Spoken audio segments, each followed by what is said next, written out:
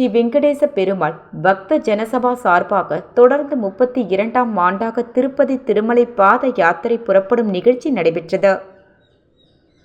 ஸ்ரீ வெங்கடேச பெருமாள் பக்தஜன சபா சார்பாக தொடர்ந்து 32ஆம் ஆண்டாக திருப்பதி திருமலைக்கு பாத யாத்திரை புறப்பாடு நிகழ்ச்சி புரட்டாசி மாதம் 20ஆம் தேதி ஞாயிற்றுக்கிழமை காலை 5 மணியளவில் திருச்சிற்றம்பலம் கூற்றோர் டிபிஆர் திருமண நிலையத்திலிருந்து திருப்பதி திருமலைக்கு பாத யாத்திரை புறப்படுவதற்காக புரட்டாசி மாதம் 1ஆம் தேதி பாரதி பூங்காவில் அமைந்துள்ள ஸ்ரீ பிரசன்ன வெங்கடேச பெருமாள் திருக்கோவிலில் மாலை அணிவித்து விரதம் இருக்கும் நிகழ்ச்சி 17/9/2024 அன்று நடைபெற்றது.